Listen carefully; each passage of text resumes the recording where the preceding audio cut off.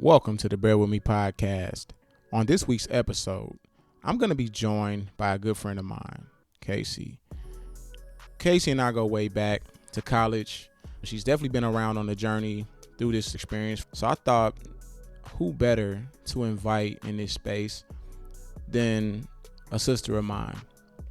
So during this episode, we're going to be discussing body positivity. We're going to talk about the impact it has had on our lives. We're going to talk about its relevance in Black culture, social media's role in either helping or harming how we've seen our bodies, and how and why nudism connects to it all. Stay tuned. Bear with me.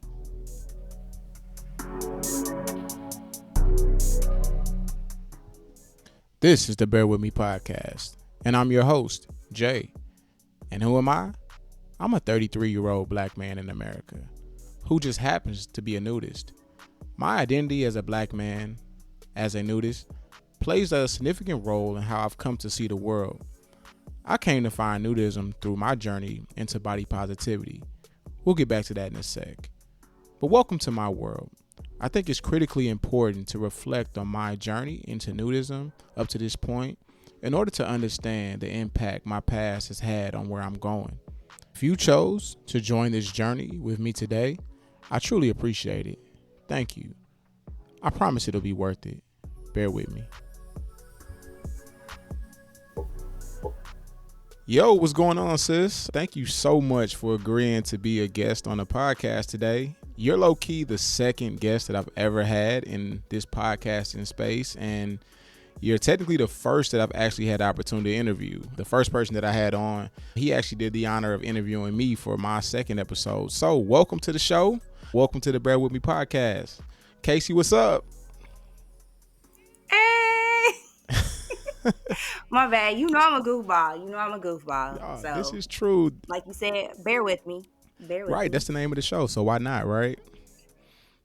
Truly, honestly and truly. So again, thank you so much. I can't thank you enough for, joining me on this podcast and just being a supportive friend, a sister, just in life in general. So for the people who don't know you, just take a second to introduce yourself however you feel comfortable.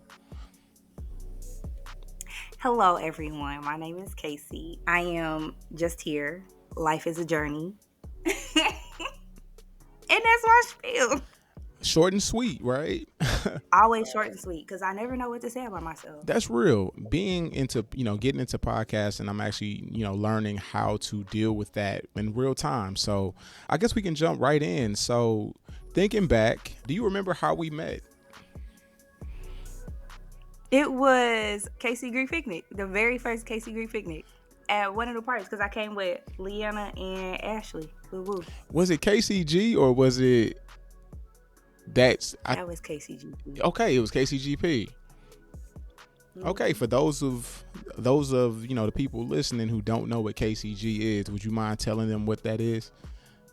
Oh dang, we put too much info out there already. Hold on now. Wait a minute. No, but KCGP is Kansas City Greek Picnic. So obviously, I guess hint, I'm Greek. Yes, we are in a constitutionally bound organization, and that's how we met. I definitely remember that. One thing that I remember just off top was just that, you just seemed to be like this ball of energy. You kind of lit up whatever space that you were in. And so I knew in that moment, I was like, yeah, we're definitely going to be family. Like this is legit. This is somebody I can see in my life forever, right? And that was over 10 years ago, right?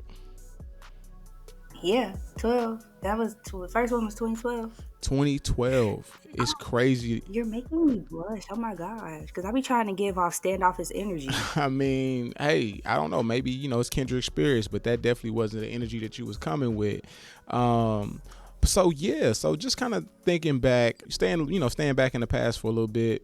I kind of want you to think about your upbringing. This is the Bear With Me podcast, and we are here to kind of talk about body positivity. We're here to talk about all things culture surrounding it, Blackness, social media's impact on how we see ourselves, jump into a little bit of the conversation about nudism, what that is and how it applies to all of the things that we've listed above. So while we're, still in the past, what conscious or I guess subconscious lessons were you taught about, your body or just anybody in general? You know what? I feel like, I don't know, maybe it's just me. I feel like the body is such like a taboo thing in the Black community, because like I really don't even remember having like conversations, like just the no parts or whatever. But that sounds real childish, the no parts or whatever. But other than that, I mean, like, it was kind of something that you subconsciously knew, but also like growing up and like getting dressed in the morning, it wasn't anything crazy for me to be walking around in like a bra and panties. And so honestly, that's normal. Like, I still go home, and like if I spend the night at my mama's house and I'm getting dressed, that's definitely my go-to. So But I feel like that is a taboo topic. so why do you think it's taboo? Like, what's taboo about it, or what was, I guess, introduced early on that would make you think that that was a taboo subject? It's just like, I feel like it's a lot of things that we as Black people just don't talk about. Like, it's left unsaid, but you understand. Okay. What is it? What's the phrase? What's the saying?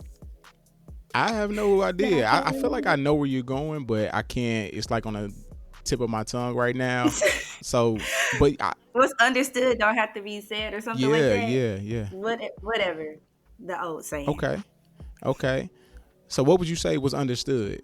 If we can take a second to kind of dissect that now. So I know, you were talking about culturally, bodies were something or are things that weren't necessarily brought up in conversation, but we kind of understood. So now that we're thinking about it and we're taking a second to kind of dive a little bit deeper, what do you think that message is that was understood?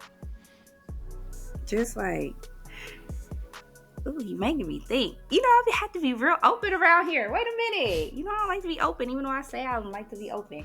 Just basically, you understand that like females and males have different body parts, different reproductive organs, and don't touch there, don't kiss here, don't do this, be covered up, be modest, be a lady, things like that. Like, it's understood in a sense of where I guess it could be mentioned once and it doesn't have to be mentioned again.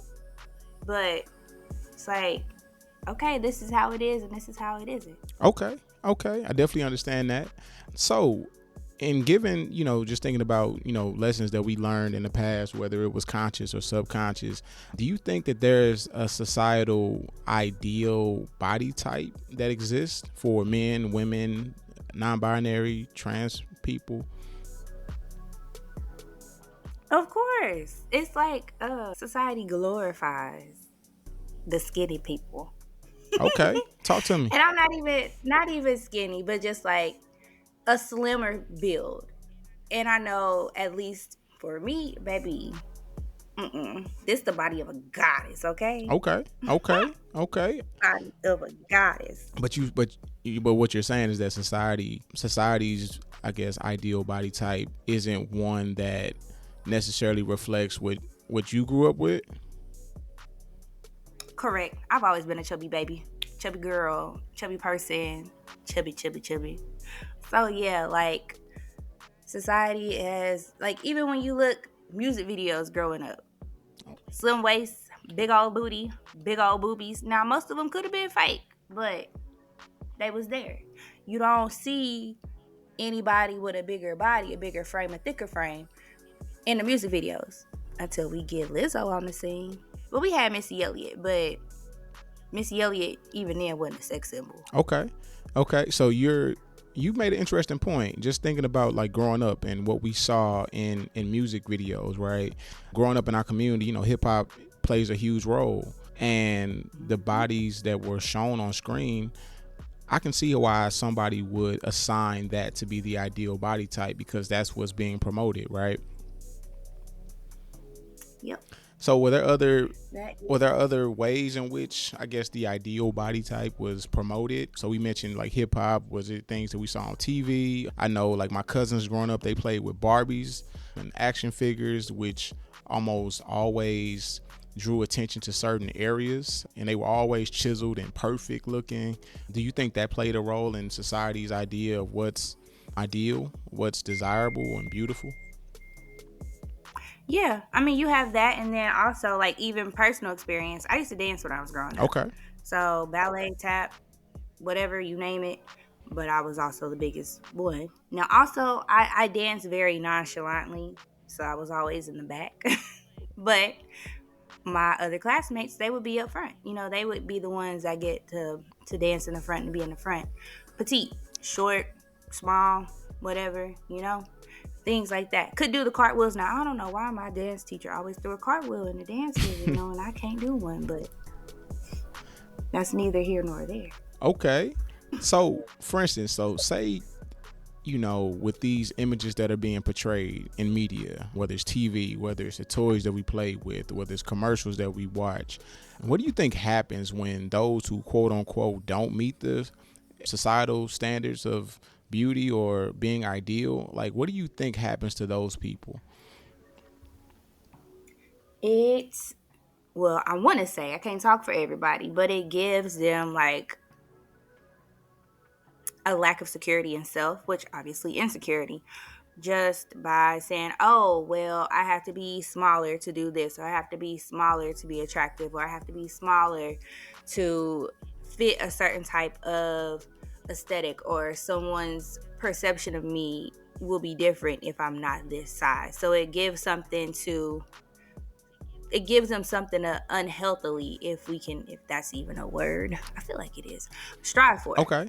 Like, Okay, so basically what you're saying yeah. is that, the lack of having diverse representation on TV or media back then could have created the room for insecurity.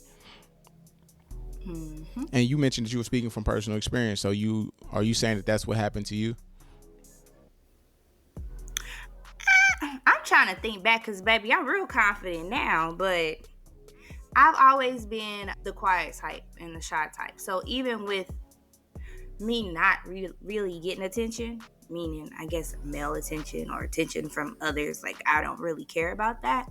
It didn't bother me because I'm not seeking validation from anybody either. But getting older and discovering attention, it's like, oh, okay, are they gonna like me or deem me this, that, and the third? Because I'm real thick and fine out here. Okay, I'm loving the confidence. I'm loving it. Look, I am very confident. Period. I am. I air my own head up before somebody else air my head up. So was this something that I guess, you developed over time, like this confidence that you have about yourself right now? It was one day I looked in the mirror and I said, "Oh, girl, you real cute," and that was it. So That was so it it. was as simple as, looking in the mirror and just deciding to think about yourself in a way that I guess, spoke to how you wanted to feel about yourself. Truly, I know that sound real. It probably sound real conceited or even real simple, but yeah, I just look in the mirror and I be like, "Girl, look at you, bad, just fine."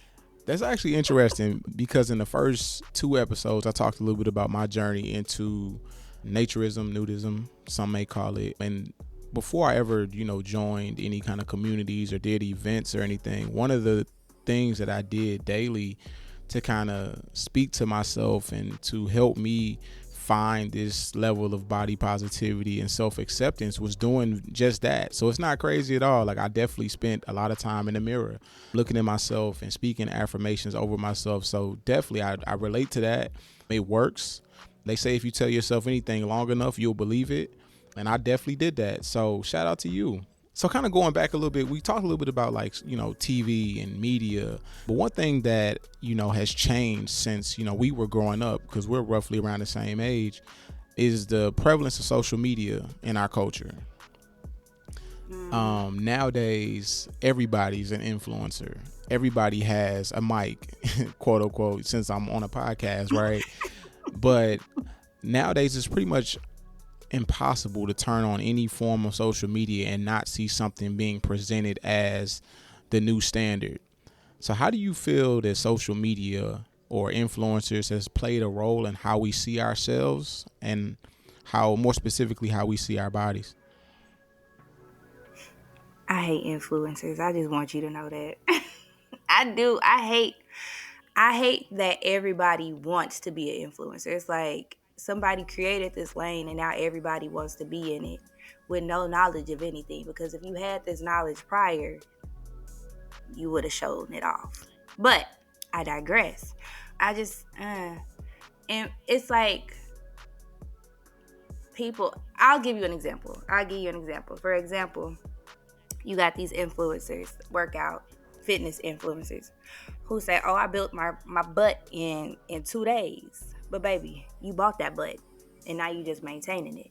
So you out here giving keys and stuff, all the tips, but these tips ain't even work for you, friend. So, How you gonna influence me to do something and you ain't do it yourself? and that's the crazy part. But I feel like in a way everybody does that. It may not be as extreme as like a fitness influencer may, do something like that. However, I think social media provides us like this unique opportunity to kind of be who we want to be and not necessarily who we are in real life. And that's the problem. Because you don't meet the real person. Like, everything in this world is so fake. And I probably sound like a hater, but everything, like, as far as like social media goes, everything is real fake now. Like, it's, you get the person, or a person portrays himself as such on the internet, and then in real life, like, they could be a terrible person. And it's like, you gotta fake the funk to get friends?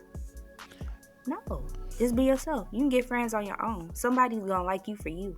Exactly. Somebody's gonna follow you for you. Somebody's gonna understand you for you. So why do you think that being an influencer is such a wave right now? Why do you think people are flocking to that industry, wanting to see themselves in that light, and ultimately promoting products that they may not themselves use? It's a wave. I really think it's a wave. It's a fad. People, you see this with when YouTube started getting popular, and you got creators who are making money off of their content and things like that. Like, they say, oh, they can make money off their content. Let me go make the same content and see if I can make money. Because if you have a lane, and it's doing well, and somebody wants to get more information about that lane, that person, the extra person, is gonna look up everything they can on this lane. It doesn't matter who's presenting it. So it's like, oh, I feel like I went on a tangent. I feel like that dropped off just as I was gonna make a point because I forgot what I was gonna say. Hey, we are live. Like, this is just a regular conversation. So that that happens in real life, right? That's one thing that as I continue to kind of do this podcast, like, I really don't want to get too heavy into editing, because I feel like I want people to get the rawness, the realness of the conversation. I feel like that's why people are drawn to certain musicians, right? Notably Sexy Red, being from St. Louis, Missouri. People love her or not, but I enjoy her music. I love her because when I see her, I see cousins, I see friends, I see people that I grew up with, you know what I mean? So definitely don't feel the need to, if you drop off, we'll figure out where you left off and come back, right? When I tell you I love Sexy Red also because it reminds me of all my friends from she reminds me of all my friends from St. Louis. Hey, shout out to Sexy Red. I hope she gets a chance to listen to this podcast and shares it with all her fan base. But yeah, it's okay. We gonna link you to it. Definitely. We gonna drop it in our DMs. Definitely. So, and kind of getting back to what we were talking about. We talking about a little bit about social media. We were talking about influencers. We were talking about how it seems like influencers are typically, basically influencing us to either buy things or live a certain type of lifestyle that they may themselves not really be doing. I don't know if you've heard what's been going on with Oprah lately. I don't be keeping up with celebrities, honestly. Well, I scroll my little timelines and just laugh at videos and send them to my best friend. Okay, well, to kind of catch you up really quick. So Oprah, as you know, she's been promoting like weight loss plans and supplements for, well, I don't know if she's promoting supplements. She's been promoting like weight loss through like working out and Weight Watchers and exercise and different things like that. But it's since has come to the forefront that, you know, she didn't go about her weight loss journey like she was being paid to promote. So now a lot of people, I mean, it's forcing the conversation around, you know, body positivity. It's creating conversations around what it means to really love yourself, and what do we do in order to reach those spaces where we can feel most comfortable in our skin. I'm actually excited. I'm happy that this information is coming to the forefront. One, because it gives celebrities an opportunity to really just deal with the fact that, like, hey, we aren't perfect. We have a need to look a certain way, and we choose to do what's best for us. I don't think there's anything wrong with that. You know, being a body positivity advocate is not just me saying that, you know, your natural body is the only option. I'm just an advocate for people doing whatever works best for them. However, I think it is a beautiful time that now honesty is being put out there now, right? So things that people were once ashamed about, or things that were once hidden from society, now through the prevalence of social media, it seems like a lot of things are coming to light, right? And so now we're forced to kind of deal with the realities of what it means to be in the skin that we're in, and how to fall in love with that. So kind of transitioning from Oprah's story to kind of build up this question. When you hear the term body positivity, what immediately comes to mind? You already said it. Loving like yourself in the skin that you in, the body that you in. Like, you have to be comfortable and accept and love your body as it is. Not how you want it to be, how it was, as it is in this current moment.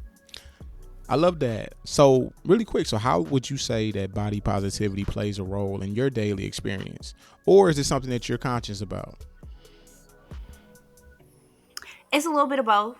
It's a little bit of both. Cause like my good sis Megan Thee Stallion said, I walk around my house butt naked and I stop at every mirror to stare at my own posterior. I absolutely do that because baby's fine as shit. But I am a little self-conscious when I have like an outfit in mind. And this apron belly, this FUPA, baby be the star of the show. And I just be like, friend, I need you to go somewhere. So it's a little twofold for me. Okay. So on one hand, you were coming off like, you know, you're extremely confident, right? You love how you look, you love your body, but then you right after that kind of spoke about a part of your body that you're really conscious about, and it causes some level of insecurity there, right? So can you talk about that, like the contrast between the two? It's just like I'll explain it this way. It's like, I know that your girl fine as fuck, and I know that I can pull off any outfit that I want. But it's just like, you know how something just be a little off? Like, it's like, that's what that fool be doing. Okay. That's what it be doing. Okay. As a person who doesn't have a FUPA, you know, I don't necessarily understand, so I'm gonna take your word for it, right? That's all. I mean, and then you don't want to be pent up in a girdle, shapewear, waist trainer, whatever the girls is wearing nowadays. You don't be pent up in that, because them things is uncomfortable, baby. But yeah, so it's just something you gotta not you, I gotta come to terms with. But hey, we working on it. Okay, so I guess diving a little bit deeper, do you think that the idea of body positivity is embraced by our culture?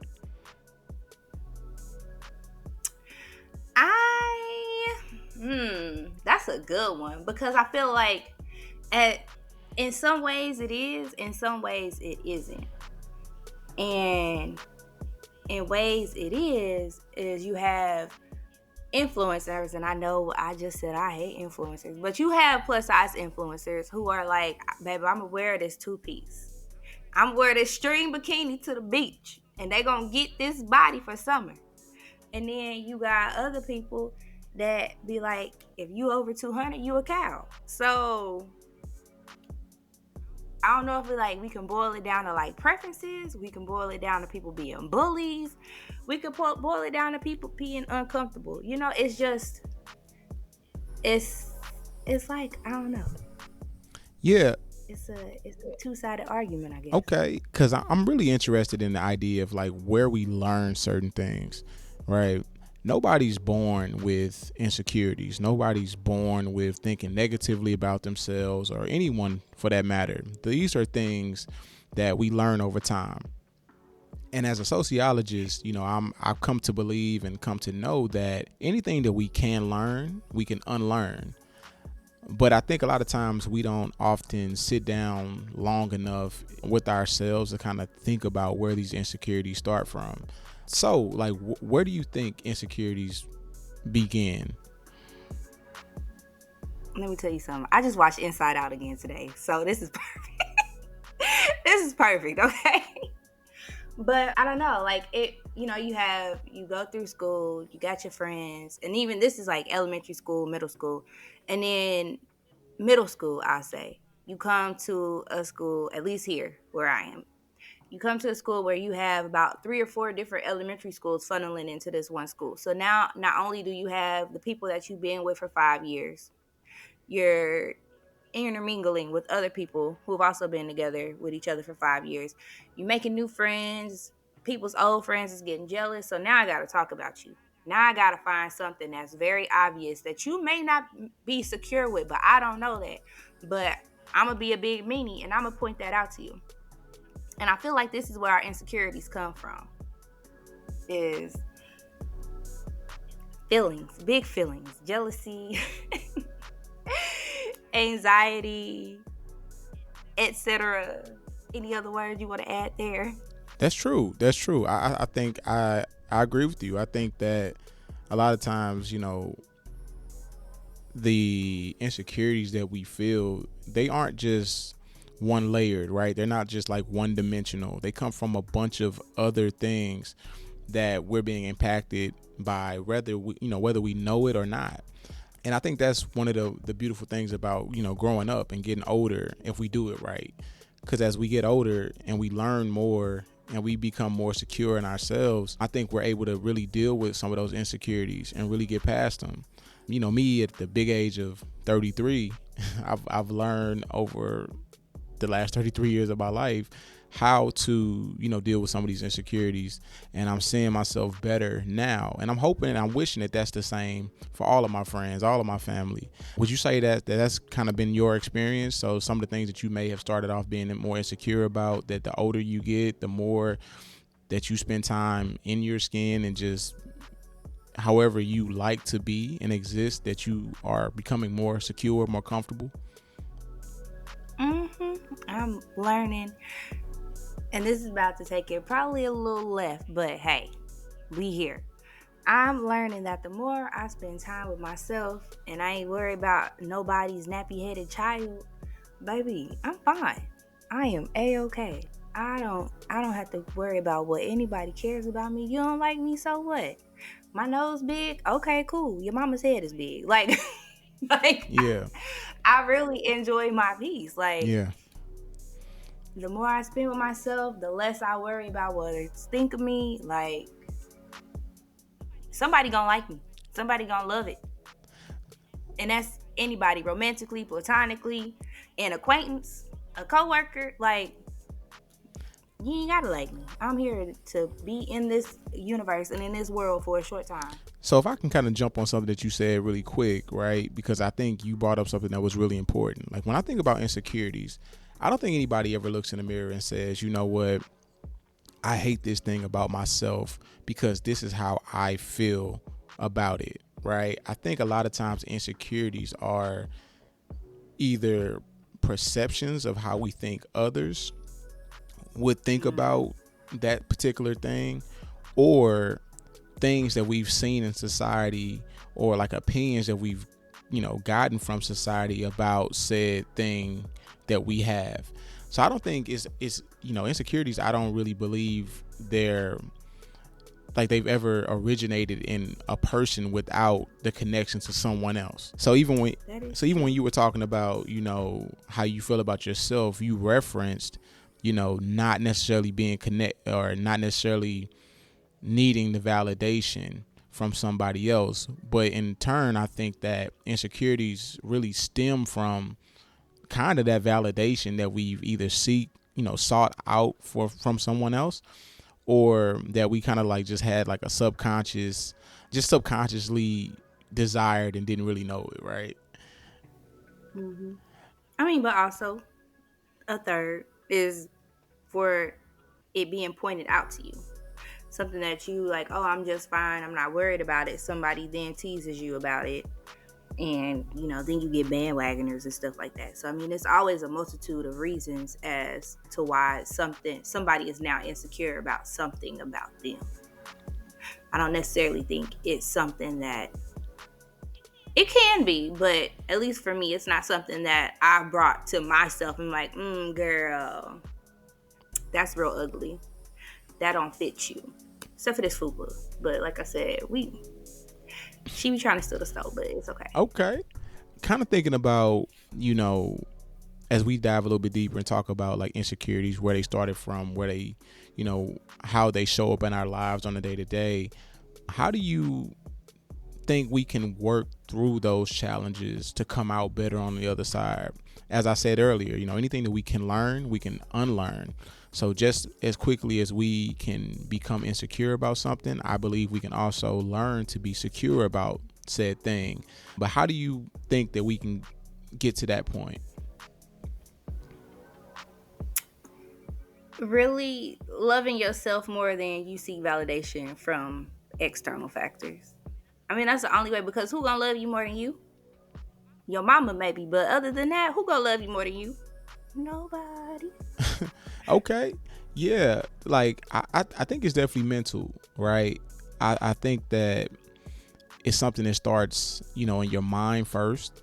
So similar to like we were talking earlier, it may be, walking past a mirror and just saying an affirmation, saying something positive about yourself daily until you believe it.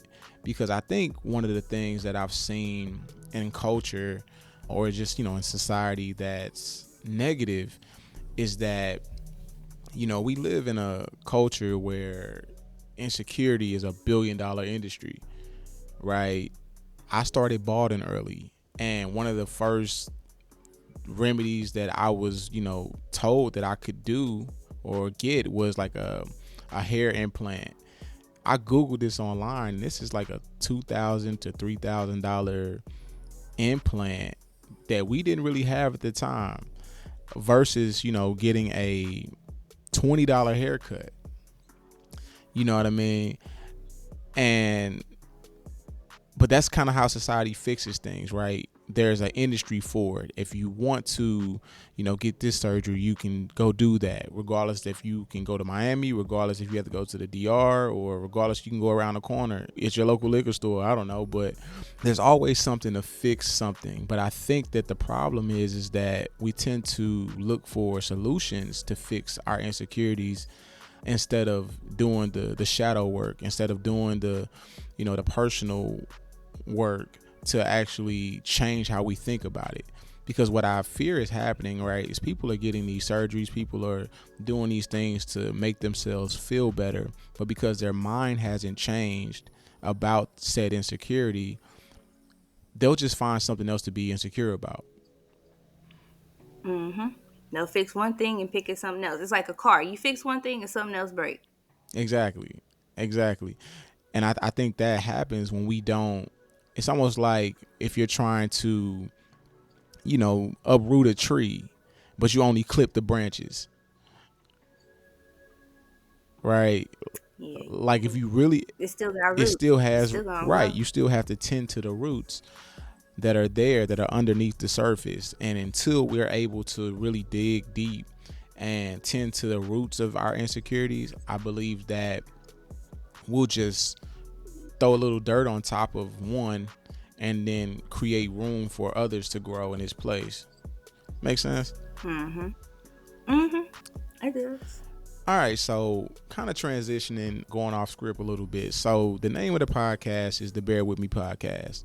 And one of the reasons why I decided to have this conversation was because in like 2014, one of the ways that I had started to kind of deal with insecurities that I had with my body was I just started spending a lot of time naked, to be honest.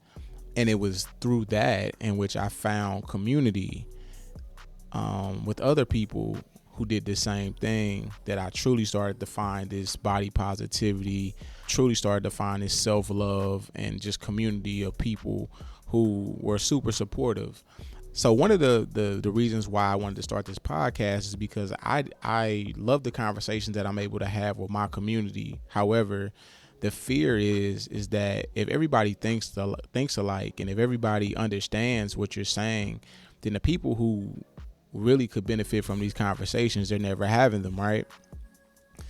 So this is my attempt to kind of have these conversations in spaces with people who don't necessarily identify as nudist, whether you may be comfortable in that state or not. But I'm just curious, when you hear the term nudism, what's the first thing that comes to mind? Honestly, just being naked. That's real shallow, real basic, but okay, nudist. Okay, you like to be naked. Okay, hey friend, I like to be naked too. But it's like on the surface, I guess. Okay. So before, we've had this conversation and we've known each other for years and you've been a part of this journey with me for a while. But before us meeting, had you ever thought about that lifestyle, or have you ever heard anybody mention it? Or I haven't. No, actually, no. People like, I guess TV talk about nude beaches. Let's go to a nude beach, but to really sit back and think about it, okay. So just kind of, thinking about it, in a larger frame, because most people that I know don't identify that way, right? Why do you think there aren't more nudists out here? I think it's, once again, a topic that nobody really talks about, in that they equate being nude with being sexual. But it's like, we came into this world naked. So what's the big deal, friend? Exactly. I mean, you're actually speaking to something in which people in nudist communities around the world really focus a lot of time on, because unfortunately there is like this automatic connection between being naked and sexuality. And it doesn't have to be that way, right? One can enjoy being in their most natural form without being connected to anyone or doing anything sexually, suggestive at all. So I think because of that natural or that inherent connection, I think the idea of being a nudist is taboo. Would you agree? I do agree. I do. Would you? Sorry, I ain't got nothing else to elaborate with that. Oh, no, no, no. It's all good. Would you say that in your family or in your household growing up, that would be an idea or something that would be acceptable? I don't know. I don't think so. And I only say this because my parents are old. My parents are 65 respectively. So, you know how the boomers are stuck in their ways. So, nah. Which is actually crazy because when you think about nudist communities, They were the they're one. majority filled with boomers in this generation. Me being a millennial, when I'm in these, when I'm at these events or meetings or beaches, it's not a lot of people that look like me. Hence, this is one of the reasons why I wanted to start a podcast, to just have some of these conversations with people who are within my demographic, to just kind of explore some of these topics and these themes. So here's the $1,000,000 question. What would keep you from sticking a toe in and exploring nudism? Ooh, Ooh. Mm. Just because I'm confident don't mean I'm not shy. And I'm still shy. Like I'm a juxtaposition. I know that. Like I am a walking juxtaposition. Um but just because I'm comfortable with my body don't mean that I am not shy. I don't know. And I know folks just ain't gonna be staring you up and down, like just looking at you. But it's like I don't want to be in a spotlight. I don't want your eyes to be on me. We just let's walk around. Let's act like we got clothes on. And I know that's probably how it goes, but Yeah, in my brain, it just can't conceive that right now. absolutely. I agree with you because I remember my first time, and I remember thinking all the things that you just said. Like all eyes are gonna be on me. I'm gonna be, the star of the show. I'm gonna receive a lot of unwanted attention, but it was actually the opposite. One thing about being in a nude space with clothing for the first time, I decided to, join in with everybody else because for the first time, I actually stood out in clothing and I felt uncomfortable. So, what I've kind of come to realize is that when you're in a space and you're following the rules of that particular space, you don't really stand out as much as if you're the odd man or odd woman out, right? And so I think that when you're in a space that, the rules are, you don't, it's clothing optional. I think it automatically kind of shifts certain expectations that we have about those spaces. It changes how we view ourselves relative to other people.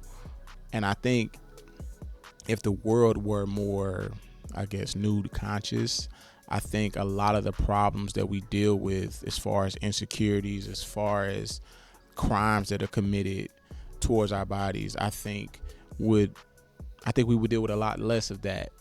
But, to each his own. And I realize that, that's not something that everybody's ever going to be comfortable with. And that's not really the point of this podcast. But I really do enjoy having these conversations with people because especially when we're in person, the look on people's faces is hilarious. I only wish that this was an audio and visual conversation because I can only imagine what your face was looking like when we started talking about this. It's more so my face when you just asked me that last question. Otherwise, I've been like smiley and giggling and stuff, but the last one, my face, it wasn't that it turned up, but it's like, dang, you put me on the spot. Hold on, now I gotta think. Yeah, I mean, it's like that. And like, again, that's why I really enjoy this space, right? Because it gives us an opportunity to have raw, authentic conversations the same way we've had over the past 10 years. The only difference is I'm hitting record and people will end up hearing this. But with that being said, I definitely thank you for, joining again. I thank you for being vulnerable from the get-go. Thank you for being open and transparent. I'm just hoping that as people listen to this, that they'll see a little bit of themselves in something that we're talking about. That this can hopefully encourage other people to start having a conversation, whether on the Bear With Me podcast or just in their friend groups and group chats. And, I want this to be stuff that we can talk about at the cookout, right? One of the main reasons that brought me to this space was the fact that I was having a conversation with a good friend of mine, and somehow we got on the subject of insecurities. And it was kind of weird because we was like, man, we don't really talk about stuff like this, yet we talk about things pertaining to our marriage. We talk about things pertaining to our health. We talk about things that we've experienced through therapy. So we do talk about deep things, but it was when it came to just two guys having the conversations about our bodies and how we felt about them that it felt weird. And so I wanted to create and continue to create spaces where we can kind of bring these conversations to the forefront so that we don't really have to struggle in silence, and that we can truly be friends and family and support each other through anything, right? Mm-hmm. So with that being said, any last thoughts or questions or reflections from this conversation? Man, you made me think. Like, you know, I don't use my brain a lot. People gonna think I'm crazy because y'all probably couldn't even hear that. But no, thank you for having me. That's really all I gotta say. Thank you for having me. All right, and that wraps for this episode of the Bear With Me podcast. I was joined by my sister, my good sis, Casey, today. Thank you again. I love you, sis. Love Hang you on too. for a second, and I'm gonna go ahead and cut this off.